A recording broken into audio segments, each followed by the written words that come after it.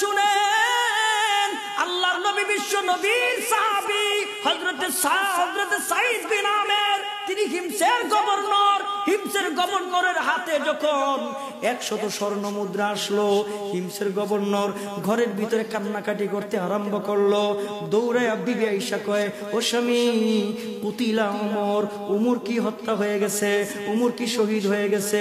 না না বিবি, না, ওমর শহীদ হয় নাই। তাইলে এইভাবে কান্নাকাটি করতেছেন কেন? ডাক দেখে, বিবি গো, বিষয়টা তার চাইতো আরো জটিল। ডাক দিয়া কয়, তাহলে কোন যুদ্ধে কি অধিকাংশ মুসলমান শহীদ হয়েছে? কয়, না না, বিষয়টা তার চাইতো আরো জটিল। ও বিবি, তোমার হাতটা বাড়ায়া দাও। হাতটা বাড়ায় দিলেন। স্বামী হাতের মধ্যে হাত লাগায়া ডাক দেখো, বিবি গো, তুমি আমারে ওয়াদা দাও, এই বিপদ থেকে তুমি আমারে সহযোগিতা করবা। বিবি ডাক দেখো, স্বামী গো, তোমারে দুনিয়ার মানুষ চিনুক আর না চিনুক, আমি কিন্তু তোমারে চিনি, তুমি কত বড় আল্লাহ ওয়ালা এটা আমি জানি। ও স্বামী, তোমারে ওয়াদা দিলাম গো, এই বিপদ থেকে তোমারে আমি সহযোগিতা করব, কিন্তু বিপদটা কি বলবেন তো? এবার নবীর সাহাবী সাঈদ বিন আমের হিমসের গভর্নর ডাক দেখো, বিবি গো, আমার ঘরের ভিতরে দুনিয়া ঢুইকা গেছে, আমার ঘরের ভিতরে দুনিয়া ঢুইকা গেছে।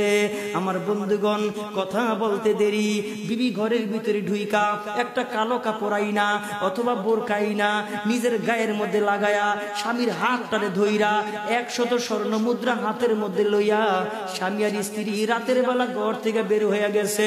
মানুষের ঘরে ঘরে গিয়া ডাকে, তোমার ঘরে কি কোনো অভাব?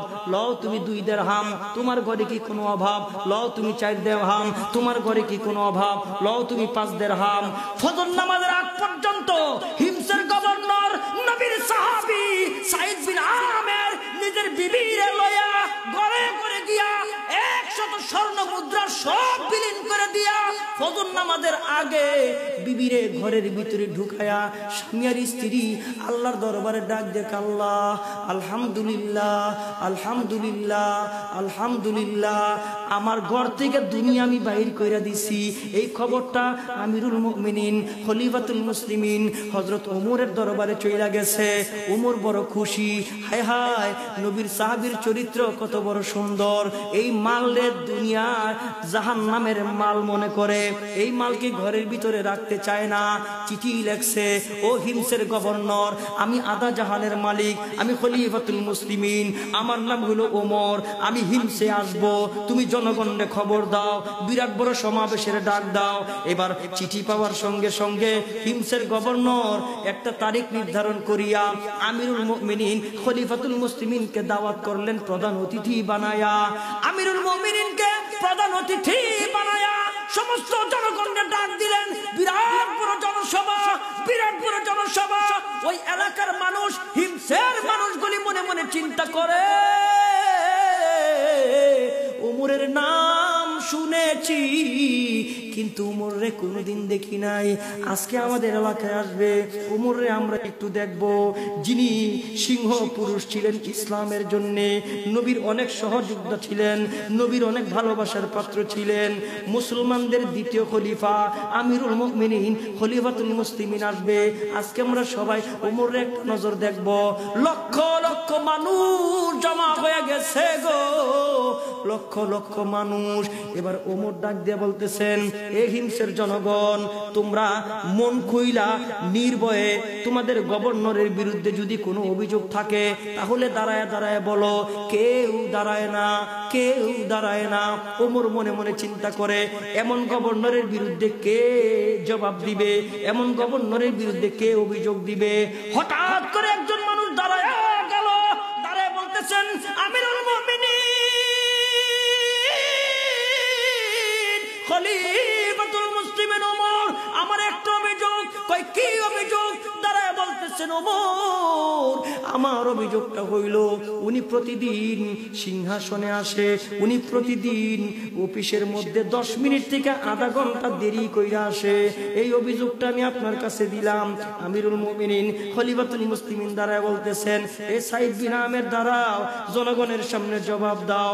এবার সাঈদ বিন আমের দাঁড়ায় কান্দে, চোখের পানি গুলো সেরে সেরে কান্দে, ডাক দিয়া কও, ওমর, আমি আমার গোপন কথাগুলি মানুষের কাছে প্রকাশ করতে চাই নাই, কিন্তু এখন তো আমি আসামি, না বলেও পারবো না। এবার ডাক দিয়ে কই, কি হয়েছে তুমি জনগণের সামনে জবাব দাও, 10 মিনিট থেকে আধা ঘন্টা কেন দেরি করে আসো? এবার হিমসের গভর্নর নবীর সাহাবী সাইদ বিন আমের রাদিয়াল্লাহু তাআলা আনহু তিনি ডাক দিয়ে বলতেছেন, ওমর আমি গভর্নর, আমি নবীর সাহাবী, কিন্তু আমার ঘরের ভিতরে একটা চাকর নাই, আমার ঘরের ভিতরে একটা চাকরানি নাই। এই কারণে প্রতিদিন সকালবেলা আমি আমার বিবির সঙ্গে রুটি বানাইতে বানাইতে, নাস্তা খাইতে খাইতে 10 মিনিট থেকে আধা ঘন্টা দেরি হইয়া যায়। এ মুসলমান কেমন গভর্নর? আমিরুল মুমিনিন খলিফাতুল মুসলিমিন ডাক দিয়া কয়, আর কারো কোনো অভিযোগ আসেনি? যদি থাকে দাঁড়ায় বলো। আবার কেউ দাঁড়ায় না। হযরত ওমর নিজে মনে মনে চিন্তা করে, এমন গভর্নরের বিরুদ্ধে কি অভিযোগ থাকবে? অনেকক্ষণ পরে আরেকজন দাঁড়ায় গেছে, দাঁড়ায় বলতেছেন, ওমর আমার একটা অভিযোগ। কয়, কি অভিযোগ? ডাক দিয়ে বলে, ওমর আমার অভিযোগটা হইল, উনি প্রতিদিন সকাল থেকে সন্ধ্যা পর্যন্ত আমাদেরকে সময় দেয়, সন্ধ্যা যখন হয় দরজাটারে বন্ধ করে রাখে, কাউরে দরজার ভিতরে ঢুকতে দেয় না, আমাদের কোনো অভিযোগ রাতের বেলা শুনেই না। এই অভিযোগটা আমার। ডাক দেখে, সাইদ বিন আমের দাঁড়াও, জনগণের সামনে জবাব দাও। এবার সাইদ বিন আমের দাঁড়ায় দাঁড়ায় জবাব দিতেছে, আমিরুল মুমিনিন খলিফাতুল মুসলিমিন ওমর, তাইলে শুনেন, আমি যখন সারাদিন মানুষের সময় দেই, জুহরের নামাজের সময় আমি প্রাণ বইরা আমার মালিকের কুদরতি পায়ে সেজদা দিতে পারি না, আমি আসরের সময় আমার মালিকরে প্রাণ বইরা সেজদা দিতে পারি না। সারাদিন পর মানুষকে সময় দেওয়ার পরে রাতের বেলা আমি দরজা খুলি না, আমার দরজায় কাউরে ঢুকতেও আমি দেই না। তার কারণ হলো 24 ঘন্টা ধরে আমি 2টা ভাগে বিভক্ত করে দিছি। 24 ঘন্টার ভিতরে দিনের 12 ঘন্টা আমি জনগণকে দিয়া দিছি, আর রাতের 12 ঘন্টা আমি আমার মালিকরে দিয়া দিছি। রাতের বেলা দরজাটারে বন্ধ কইরা যায় নামাজটারে বিছায়া আমি আমার মাথার মালিককে ঠেকায়া ডাক দে, মালিক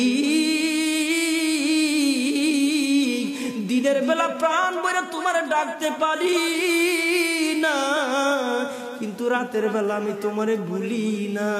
মালিক তুই আমারে মাফ করে দিও, ও মালিক তুই আমারে মাফ করে দিও।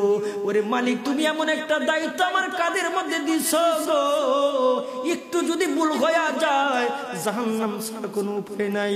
ও মালিক তুমি আমারে ভুইলো না, ও মালিক তুমি আমারে ভুইলো না। এইভাবে সারা রাত কান্নাকাটি করি, এই কারণে রাতের বেলা আমি মানুষের সময় দিতে পারি না। জোরে কোন সুবহানাল্লাহ।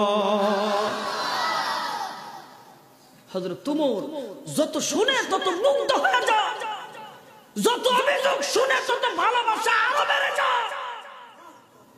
ওমর সর্বশেষ দাঁড়ায় বলতেছে, আর কারো কোনো অভিযোগ আছে?